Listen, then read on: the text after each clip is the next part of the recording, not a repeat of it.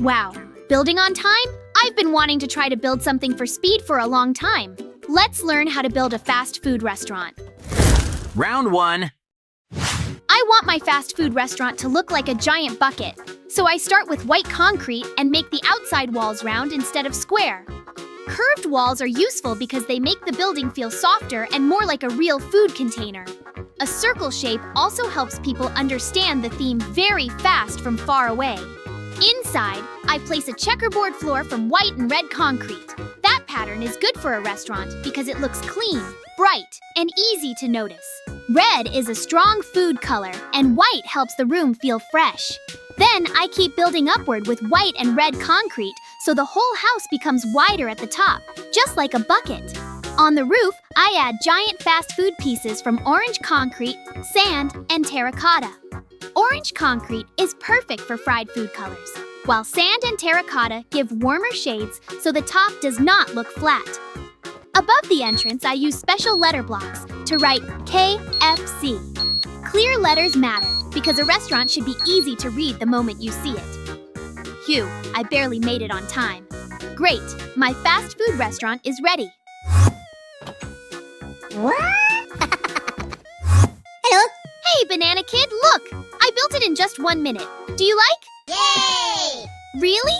I am very glad that you like my makeshift construction. Maybe then you'll try to build a fast food restaurant yourself in just 10 minutes? Ta-da! They ran to the place. This is where your building will be. Are you ready? Yay!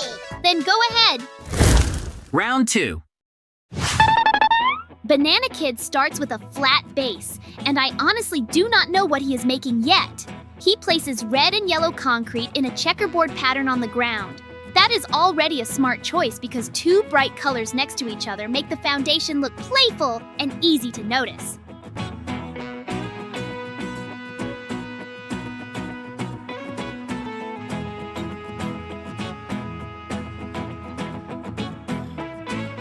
Red and yellow are classic fast food colors because they catch the eye quickly and feel cheerful. A checkerboard base is also useful for measuring, since alternating colors help a builder see where each row begins and ends.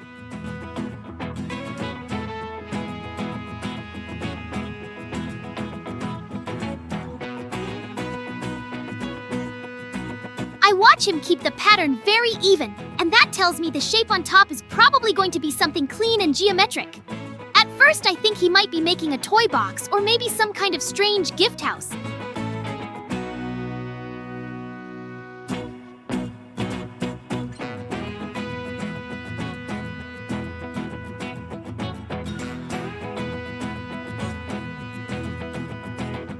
I still cannot tell.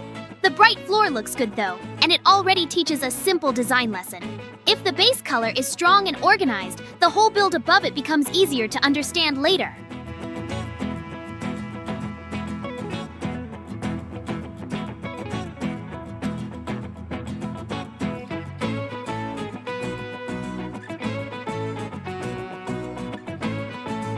After that, Banana Kid switches to red concrete and starts outlining a cube. He places the corner lines first and lets the frame rise straight up from the checkerboard base. Using an outline before filling the walls is a very good building habit because it lets you test the size and proportion early. If a frame looks wrong, it is much easier to fix thin lines than a full solid wall. Red concrete is also the right block here because it has a bright, smooth finish. Smooth blocks are better than rough ones when you want a cartoon object to look clean and friendly. I keep staring at the cube shape, and I still do not understand the theme.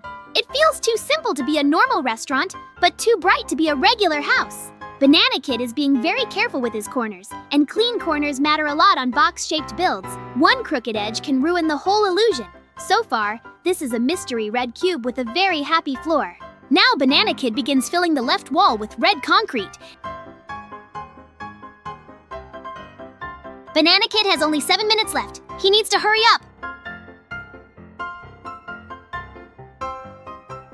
And after that, he moves to the back wall. I like that he goes one side at a time.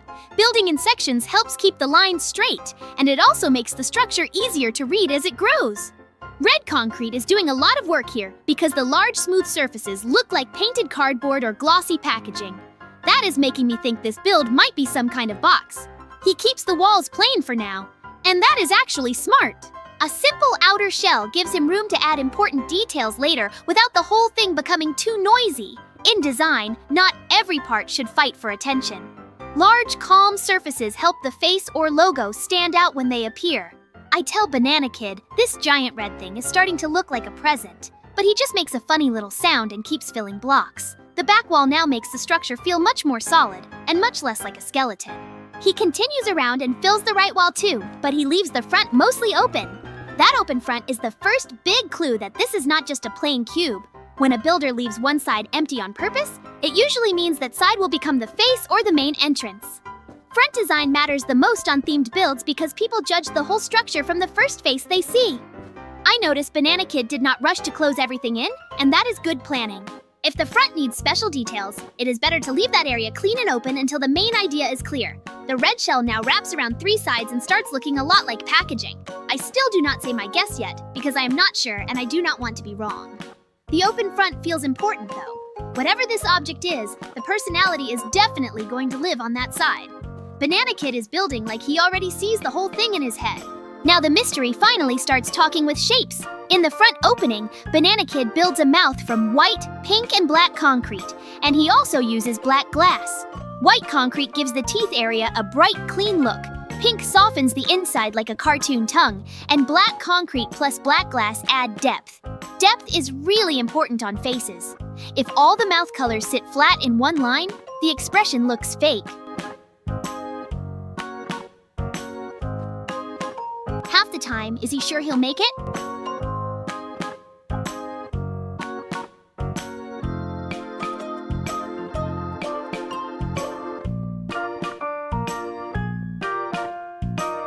By combining solid black with black glass, he gets a darker center and a glossy feel, which makes the mouth more alive.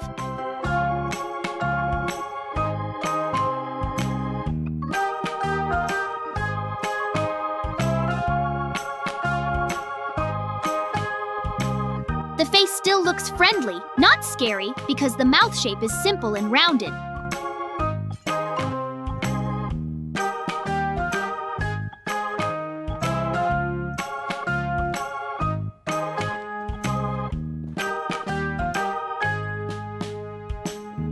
I watch this and think, okay, this is definitely some kind of mascot box. Cartoon faces on giant cubes are common in food branding because they are easy for kids to recognize. Banana Kid is doing a great job of keeping the features large and readable. Small face details would disappear on a build this size, so the bold shapes are the right choice here.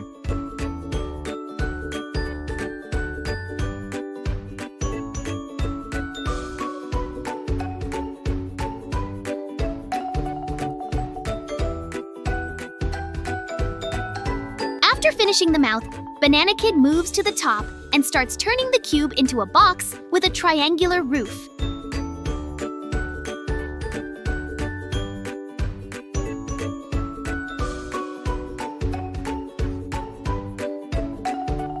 He uses more red concrete and lets both upper sides slope inward until they meet. This shape changes everything.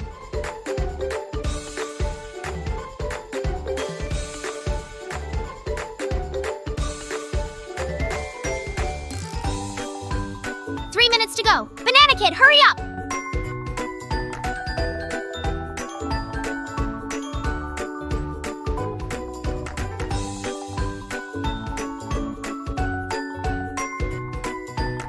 A plain cube can be anything, but a box with a peaked top instantly feels like packaging. Slope tops are useful because they break the heavy square form and add a more toy-like, playful silhouette.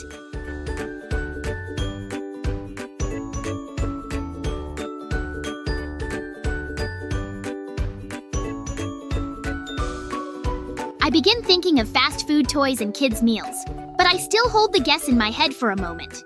Banana Kid also adds big eyes from white chroma blocks up in that top section. Chroma blocks are perfect here because eyes need to feel bright and lively, and these blocks almost glow. Bright eyes on the red roof area make the face taller and more expressive. Suddenly, the build has character. It is not only a container anymore, it looks like a smiling mascot. The triangular top makes the whole thing feel much friendlier and more recognizable. Then, Banana Kid adds the huge yellow letter M on the front top, And now I finally understand. It is a giant Happy Meal box. The yellow concrete works perfectly for the M because yellow stands out strongly on red, and simple letter shapes are easiest to read when the contrast is high. He also places wither skeleton skulls as pupils, and that is a surprisingly clever detail. The skulls are small and dark, so they work like neat little pupils without needing bulky blocks. Tiny dark centers make the eyes look focused, which gives the face more life. On the sides, he builds the handles from white concrete. White is a good choice because handles should look separate from the red box, and white keeps them clear and lightweight. Handles are one of the biggest clues for this build. A giant meal box needs them, and they also help the silhouette from the side. I tell Banana Kid he hid the idea well at first. He just makes a proud little sound because the mystery is gone now. To finish the build, Banana Kid cuts a side entrance, places a door, and adds a window. That is a very practical move. A themed restaurant build still needs a way to enter, and putting the entrance on the side keeps the face clean and readable. If he placed the door through the mouth, the mascot front would lose a lot of charm. A side door protects the main design while still making the build usable. He also adds a window so the inside can get light and feel less like a closed toy box. Windows are important in fun food builds because they make them seem more welcoming. When I walk around it now, the whole thing works really well. The checkerboard base, red walls, smiling face, bright eyes, yellow M, and white handles all support the same idea. That is good theme design. Every part points back to the same object. Banana Kid did not just build a red cube. He built a giant Happy Meal box that looks playful, readable, and easy to enjoy. Ta-da! Yay! Where did everyone run off to? Hey, guys, what's all that noise? Banana Kid and I are building a fast food restaurant on time. JJ, who did it better? Oh, both of your buildings look great, but I think it's up to the audience to decide who did the best. Yes, JJ, you're right. Maybe then you have comments on the construction of Banana Kid?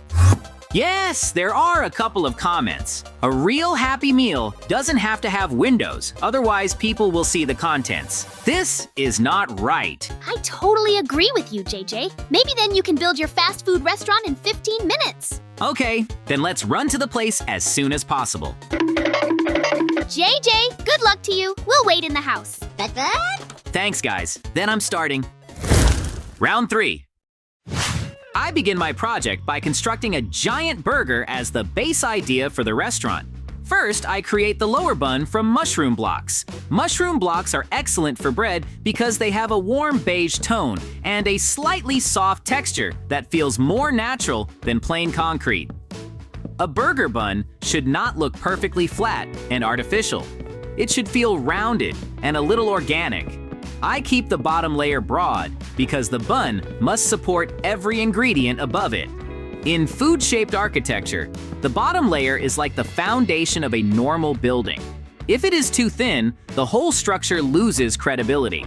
I shape the bun so it is wider than the layers that will sit inside it, because real burgers usually let the bread extend just beyond the fillings.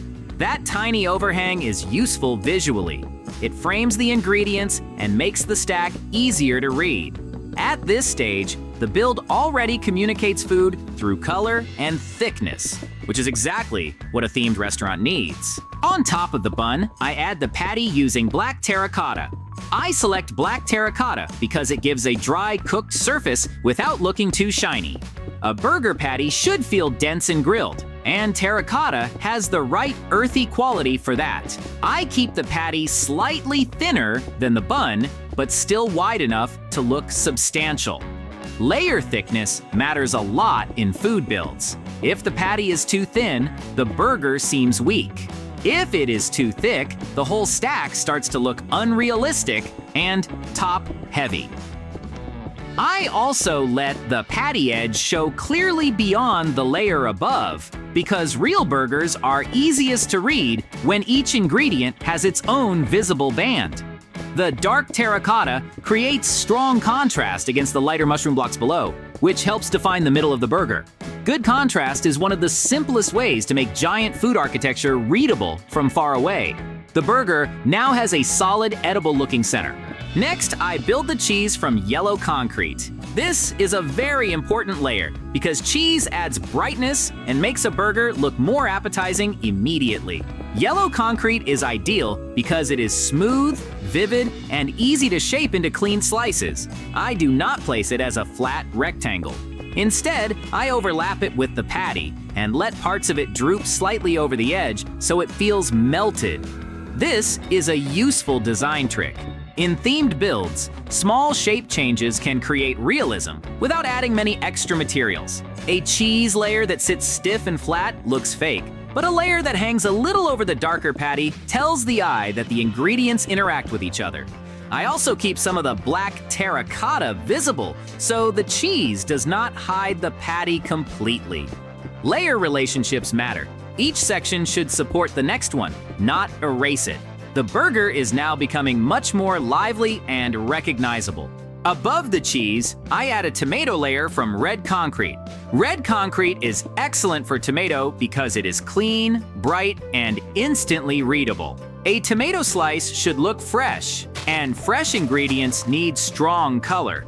I keep this red band thinner than the bun, but visible enough to break the yellow and green layers that will come next.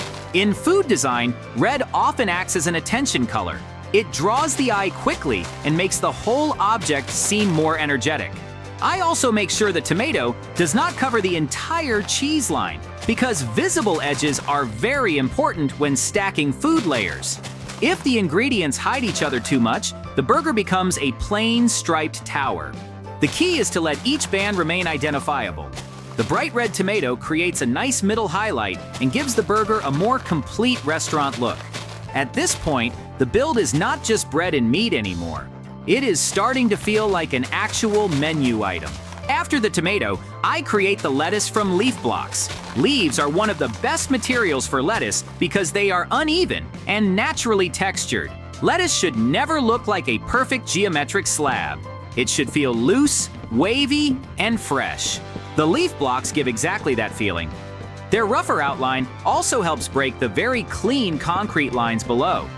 This is important because food is easier to believe when not every layer has the same hardness.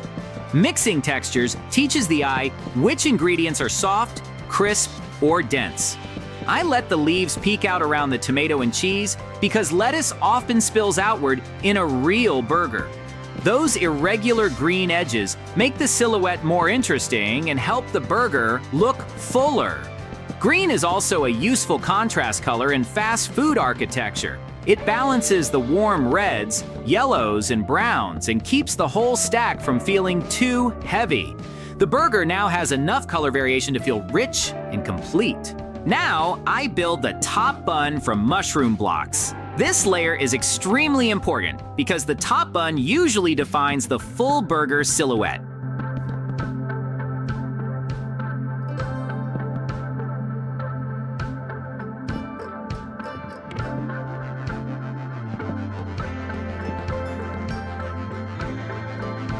I make it rounder than the bottom by stepping the edges inward and upward.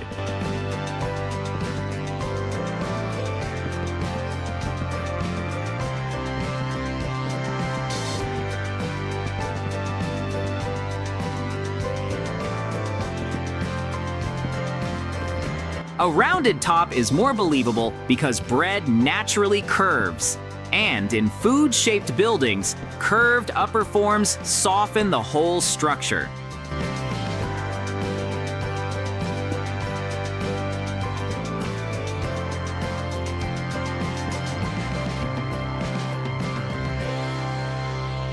If the top bun were flat, the burger would feel stiff and unfinished.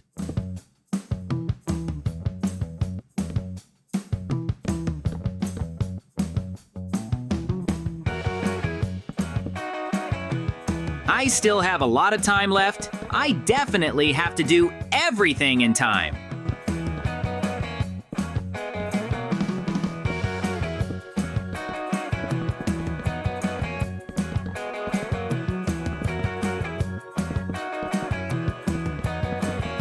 I keep it broad enough to cover the ingredients while still letting some lettuce and tomato remain visible from the sides. That visibility is crucial.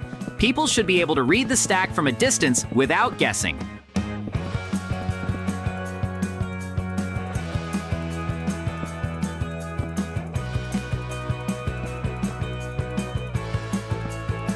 Once the shape feels correct, I place wooden buttons across the top as sesame seeds. Buttons are perfect for this because they are tiny, raised, and do not interrupt the bun shape. Small details like sesame seeds help sell the idea immediately. They also teach a useful lesson. Tiny, repeated accents can make a large simple form much more convincing. I step back and study the burger sculpture, and I realize something important. It looks like a burger, but it does not yet feel like the kind of restaurant building I actually want. It is more like a giant food model than a complete fast food destination. The layers are readable, the colors are correct, and the materials make sense, but the build lacks the stronger architectural features that a proper themed restaurant needs. A restaurant should have a clear entrance, more defined wall space, and stronger branding. A pure burger stack can be fun, but it can also limit interior usability and visual communication from different angles. So instead of forcing that first idea further, I make a better design decision. I use a command and replace my original build with a different burger-shaped restaurant that already has a stronger structure. This is not giving up. It is an example of iterative design. Sometimes a builder learns from the first model and then chooses a better solution for the final version. The new burger restaurant appears, and it already solves many of the architectural problems I was noticing. It still looks like a burger from the outside, but now the shape is organized into a proper building with a clear front and a much more usable interior. The entrance is attractive and easy to read, which is very important in commercial design. A fast food place should tell players where to go immediately. The proportions are better too. The burger layers now feel less like stacked decorations and more like coordinated parts of one restaurant shell. Inside, the furnishing is already polished and welcoming, which helps the whole build feel finished from the start. This teaches a very useful design point. A themed building should balance object shape and practical space. If the theme becomes too strong, the interior can suffer. If the function becomes too plain, the theme disappears. This replacement build does both jobs better, so I continue working with this version as my final restaurant. To strengthen the roadside identity of the restaurant, I build a tall pole from blue concrete outside. Blue concrete is an excellent material for signposts because it creates a clean, modern support and contrasts strongly with the warm burger colors. A vertical sign pole is very useful in restaurant design because it makes the location readable from far away, even before the building itself fills the screen. This is especially important in flat open areas where players may approach from different directions. The pole acts like a landmark. I keep it tall and straight because a sign support should feel strong and trustworthy. If the pole looked thin or crooked, the whole brand element above it would feel weaker. Blue is also a smart branding color here because it will frame the warmer logo parts and make them pop more. By adding this freestanding sign structure, I give the restaurant a much stronger commercial presence beyond the building shell itself. At the top of that blue pole, I build a burger logo using quartz, red concrete, and yellow concrete. Quartz works beautifully for the bun highlights because it is bright and clean. Red concrete gives me a clear layer for fillings like tomato or branding accents. And yellow concrete works perfectly for cheese or warm logo details. Using only a few strong colors is often the best approach for giant logos. Too many colors can make a sign hard to read from a distance, while a limited palette creates a bold, simple symbol. I shape the icon so it reads as a burger immediately, even without tiny details. This is a very important rule in signage. A sign should communicate with big shapes first, not with small textures.